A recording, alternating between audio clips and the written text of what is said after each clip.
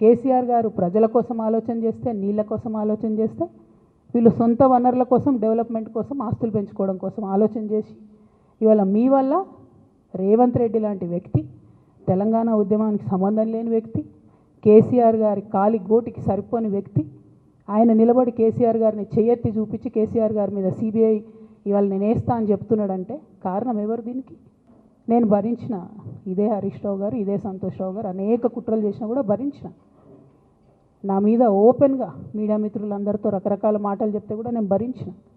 నా పర్సనల్ అటాక్కి నేను ఎప్పుడు కూడా వాళ్ళను ఇంతవరకు పేరు పెట్టి పిలవలేదు, మాట్లాడలేదు. ఫస్ట్ టైం చెప్తున్నా. నేను ఎందుకోసం చెప్తున్నా? కేసీఆర్ గారికి ఈ వయసులో సిబిఐ ఎంక్వైరీ ఏందండి? ఎందుకోసం ఆ కర్మ పట్టింది? ఎందుకు భరించాలి? ఇటువంటి వాళ్ళని చూస్తూ ఎందుకోసం ప్రొటెక్ట్ చేసుకోవాలి? బీఆర్ఎస్ పార్టీ తమ్ముల కోపం రావచ్చు, కానీ వాస్తవాలు చేదుగున్నా అప్పుడప్పుడు మాట్లాడుకుంటేనే, మందు తీసుకుంటేనే ఆరోగ్యం మంచిగా అవుతుంది. ఇట్లా చెప్పుకుంటూ పోతే చాలా చాలా అంశాలు ఉన్నాయి. వాటన్నిటి జోలికి నేను పోదలుచుకోలేదు. కానీ కేసీఆర్ గారు హిమాలయ పర్వతం అంత ఎత్తు లాంటి పర్సనాలిటీ ఆయనది. ఆయనను చేయిబెట్టి చూపించి అవినీతి అని అంటే నిజంగా చాలా బాధ అవుతూ ఉన్నది.